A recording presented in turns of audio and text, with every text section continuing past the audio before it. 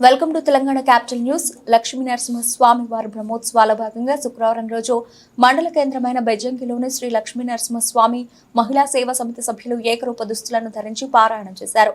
వారంతా గోవిందనామాలు, విష్ణు పారాయణం, రామ భజనాలు చేయడం జరిగింది. వారి పారాయణం పలువురిని ముగ్ధుల్ని చేయడం జరిగింది.